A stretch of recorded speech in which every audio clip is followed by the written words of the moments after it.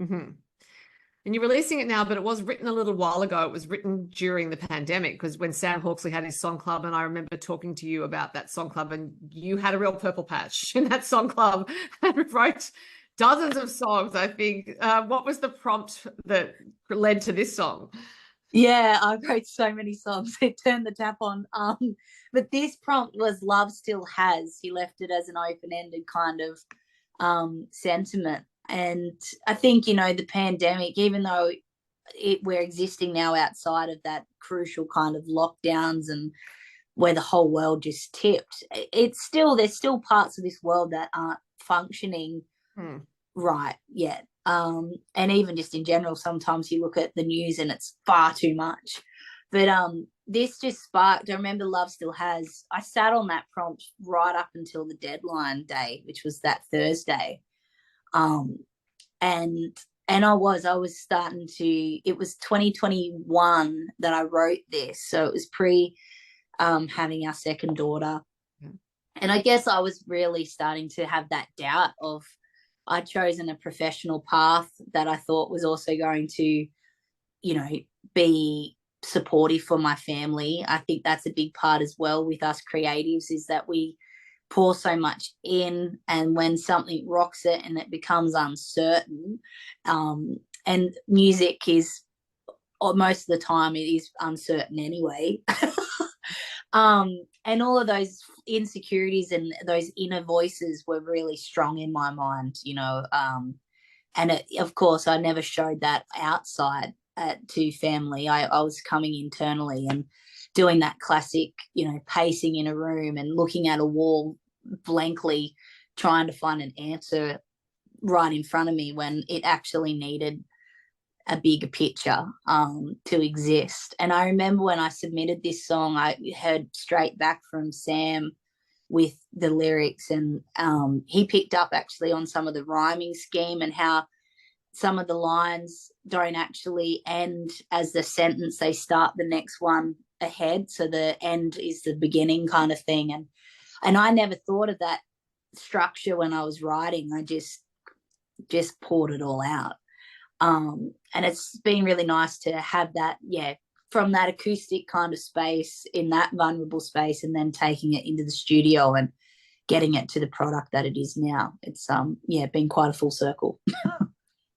And it is an all Dallas affair because apart from your father being the producer, he also played guitar, and your brother Lindsay plays bass, and you did everything else. So in terms of creating the song, is it a matter of you do you always record the same of your part first? Like, is it always vocals first, or do you do fiddle first? How do you do it? With this track, we put down vocal and my guitar first, but it was a rough vocal. I always knew I wanted to go back in and do a vocal once we got all the instruments on. And I'm really lucky. Between my dad and my brother and I, we've covered a whole band situation.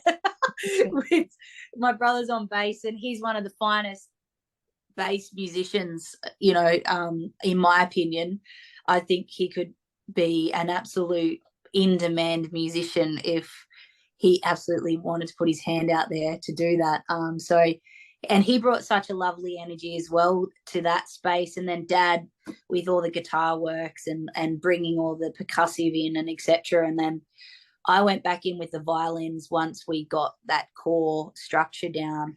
I always heard the melody, that front melody that you hear. I had that in my head from the minute I wrote it. We just explored a bunch of different instruments to where what it sounded the best on, and it was the soaring, the sweepingness of the violin for me.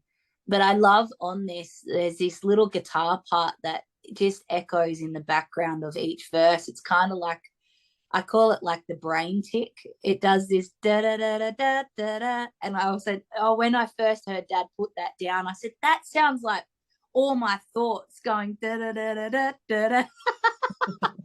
So it's I really loved how this track has come together, and it feels so nice to play this live. We've had the chance to play it live as well, and it really is quite lovely. It's quite strong for what is to perceived as a slower ballad, and obviously a sensitive topic.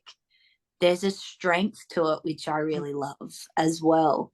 And I think that's in the acceptance of when you do realize that you do need help and you open your heart up for that help and let love in.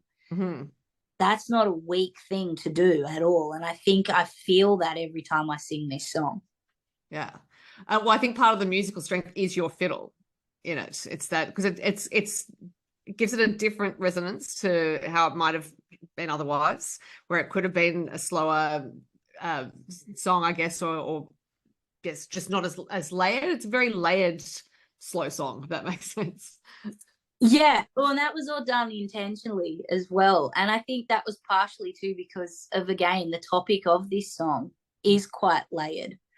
And we as humans are layered. And when it comes to all the things people are balancing, that's quite layered. And so it was really purposely, we went back and forth a bunch of times. Actually, this whole record, to be honest, has been probably it feels, even though it has happened quite quickly because I do keep writing so much, it has been so much more intentional with instruments and melody lines and putting things on and then removing them because maybe it doesn't actually need that. What speaks to these lyrics the most, and with this song, I love how it builds with the musicality. As you say, it's layered, and when you get to that solo section, and it almost feels like a release has come for me with that. And I love I love that zone, getting into that space to sing along to that,